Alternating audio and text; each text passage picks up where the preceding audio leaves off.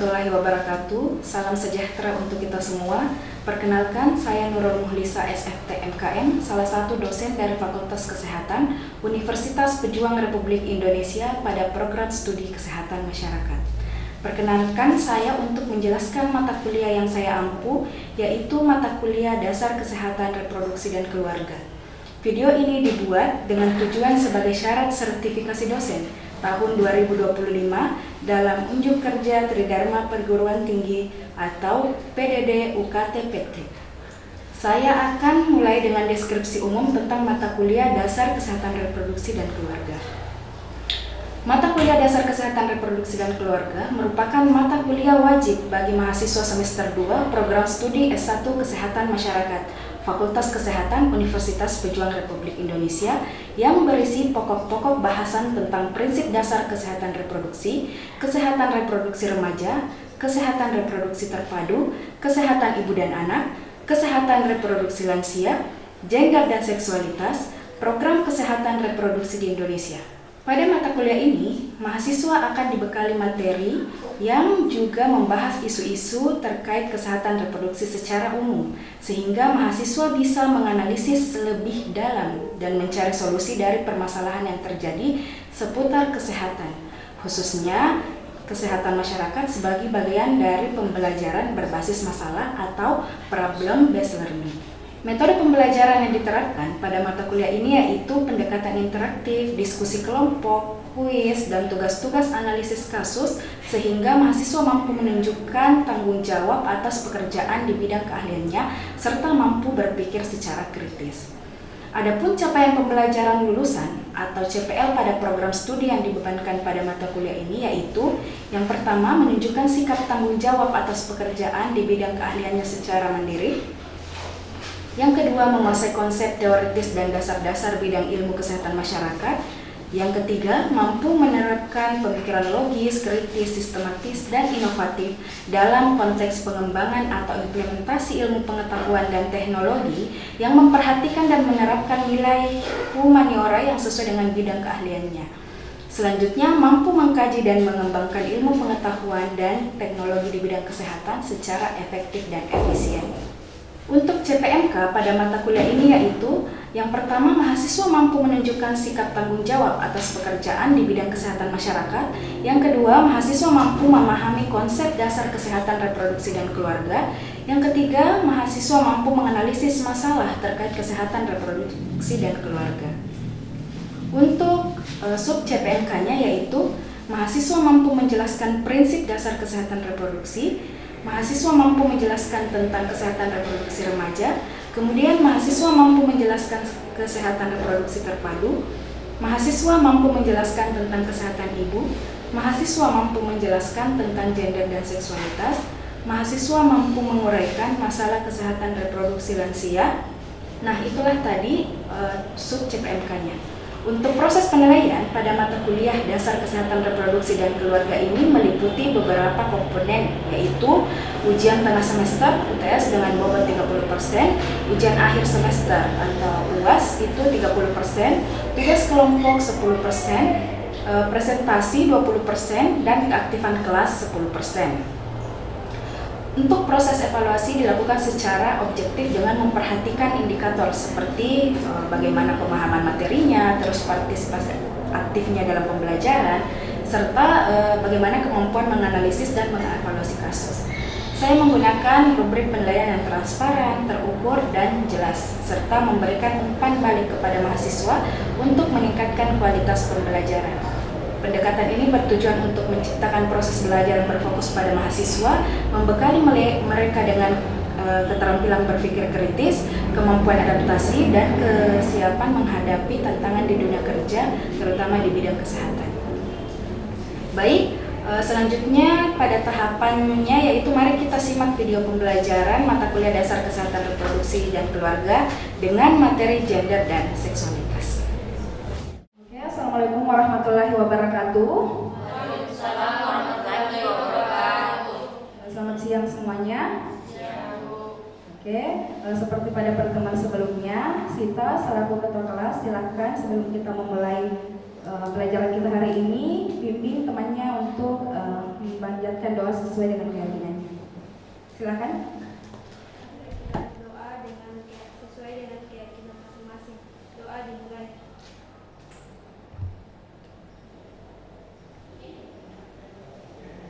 Doa selesai. Baik, bagaimana kabarnya semua hari ini? Baik, Ibu. Oke, sebelum kita memulai pembelajaran, silahkan mengisi absen ya, sesuai dengan link yang sudah diberikan sebelumnya. Oke? Silakan mengisi absennya. Sudah semua?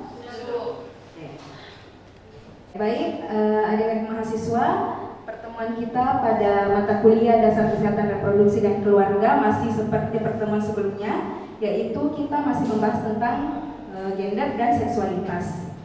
Nah, pada pertemuan sebelumnya kan kita sudah bahas tentang pengaruh gender terhadap kesehatan reproduksi. Nah, sebelum kita maju ke materi selanjutnya, di sini saya mau menanyakan, apakah masih ada yang ingat apa saja pengaruh gender terhadap kesehatan reproduksi? Pengaruh gender terhadap kesehatan reproduksi yaitu dari segi akses layanan kesehatan, di mana pria cenderung enggan untuk memeriksakan kesehatan reproduksinya karena stigma, dan segi pendidikan seksual masih kurang edukasi terkait gender. Oke, baik. Baik ya. Selanjutnya kita masuk ke materi. Nah, teman-teman, adik-adik semua, sebelum kita masuk ke materi, hari ini Ibu akan menambahkan poin dengan memberikan semacam games. Oke? Gamesnya itu Ibu sebut sebagai games angka saya. Nah, aturannya itu Ibu akan menyebutkan angka, kemudian angka tersebut akan Ibu kurangi atau Ibu jumlahkan. Nah, dari hasil pengurangan atau penjumlahan yang Ibu sebutkan itu, nantinya nomor absen tersebut yang akan menjawab. Oke, setuju ya semuanya? Sampai di sini paham? Paham. Oke. Nah, kita masuk ke gender dan seksualitas. Sebelumnya kita lihat dulu CPNK. Di pembelajaran kita, mahasiswa mampu menjelaskan konsep konstruksi sosial gender, dan selanjutnya mahasiswa mampu menjelaskan solusi berbasis kesehatan masyarakat untuk mengatasi tantangan terkait gender dan seksualitas. Itu tujuan dari pembelajaran kita. Oke, yang pertama kita masuk ke materi terkait dengan kekerasan berbasis gender. Nah, apa itu? Ibu akan menyebutkan ya angka, nomor absen. Semua masih ingat nomor absennya? Masih. 7 kurang 5 berapa? 7 kurang 5? 2. Oke, nomor absen 2 siapa? Saya, Bu. Oke. Melibatkan fisik, psikologi atau seksual. Oke, baik. Ini tepat ya. Kalau kita lihat di sini, kekerasan berbasis gender itu kita tidak lihat hanya di fisiknya saja ya, tapi baik secara psikologis juga terkena masalah ataupun secara seksual yang didasarkan pada gender, itu yang disebut dengan kekerasan berbasis gender. Termasuk di dalamnya itu ada kekerasan dalam rumah tangga, pelecehan seksual dan perkosaan, termasuk kekerasan berbasis gender. Nah, di sini kita lihat tren kasus kekerasan terhadap perempuan dan anak. Nah, kalau kita lihat data dari 2016 sampai 2024, di mana sumber datanya dari Komnas Perempuan, pada tahun 2020 ke 2023 itu tren kasusnya menurun, yaitu sebesar 12%. Namun pada tahun 2003 ke 2024 kita lihat tren kasusnya itu meningkat, di mana peningkatannya sebesar 14,17%. Di mana pada tahun 2024 ada sebanyak 330.097 kasus kekerasan terhadap perempuan. Nah, makanya dari tren kasus inilah kita harus penting untuk mengangkat terkait dengan kekerasan berbasis gender ini sendiri, agar bisa memberikan solusi apa yang terbaik nantinya pada kasus tersebut. Kita lihat lagi untuk kekerasan terhadap anak. Nah, yang pink itu kekerasan terhadap anak perempuan ya, terus yang biru itu kekerasan terhadap anak laki-laki. Kalau kita lihat tren kasusnya memang masih banyak kekerasan itu terjadi pada perempuan sampai pada anak-anak itu sendiri. Perempuan kekerasan terhadap anak perempuan itu sebesar 62% dan laki-laki itu sebesar 61,7%. 355 kasus. Dan pada tahun 2024 dari total kasus 28.831, kasus 24.999 itu mengenai anak perempuan dan 6.228 pada anak laki-laki. Selanjutnya setelah kita lihat trennya ada dampak fisik, psikologis dan sosial. Termasuk apa saja? Ada yang bisa menjawab? Saya Bu, itu seperti cedera, terus dampak psikologi itu seperti stres, dan dampak sosial seperti anggapan-anggapan orang-orang. Oke, juga tadi sudah dipaparkan oleh Sulas, ada cedera, itu juga termasuk dampak fisik. Terus ada depresi itu dampak psikologis.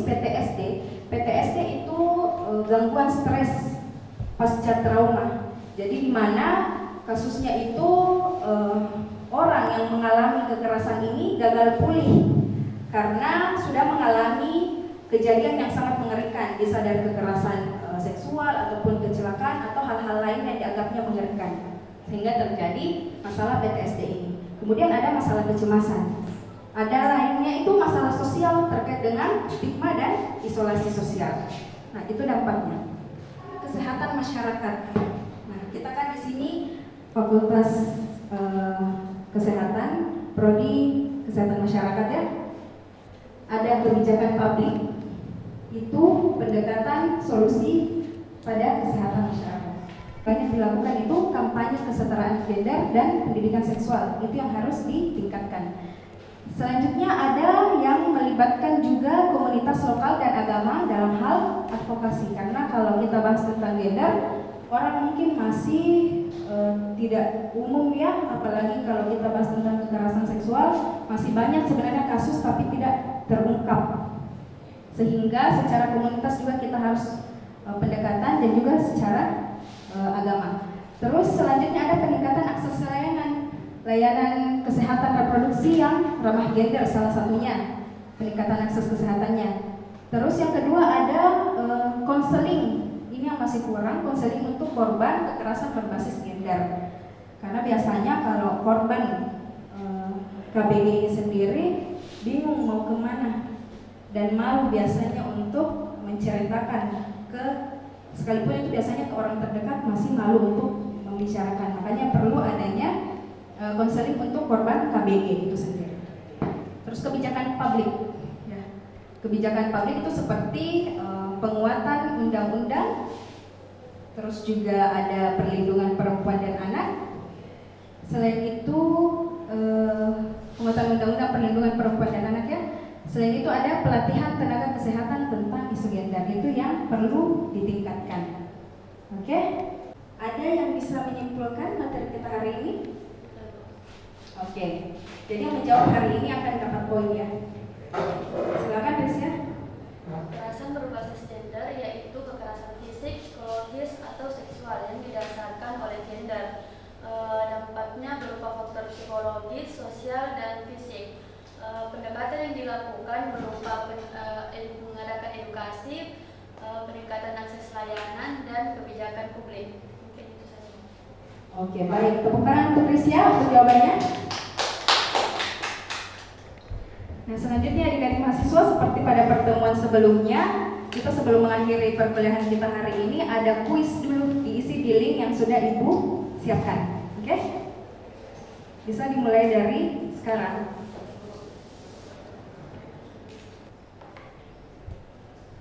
Oke, sudah ya? Sudah dikirim? Sudah. Oke. Kita sudah mengisi link, terus juga tadi ada temannya sudah menyimpulkan perkuliahan kita hari ini. Sebelum kita mengakhiri perkuliahan, Ibu akan memberikan kalian tugas individu lagi ya, yang dikirim di link yang sama, tapi ada tempatnya berbeda ya. Link yang sama. Silakan dicek dulu tugasnya. Dari tugasnya, apakah ada yang mau ditanyakan atau sudah jelas? Jelas. Oke, jelas ya semuanya. Oke, untuk minggu depan kita akan masuk ke materi studi kasus. Oke, jadi silakan cari-cari masalah terkait kesehatan reproduksi berbasis gender ini, KBG ini. Nanti kita pekan depan langsung masuk ke pembahasan studi kasusnya. Nah, untuk adik-adik mahasiswa yang hari ini belum mendapatkan poin, jangan berkecil hati karena masih ada pekan depan untuk mendapatkan poin ya. Nah, tetap semangat, tetap giat belajar, dan jangan lupa tugasnya dikerjakan. Oke? Saya rasa kalau sudah tidak ada lagi pertanyaan, saya akhiri mata kuliah kita hari ini dengan ucapan wassalamualaikum warahmatullahi wabarakatuh.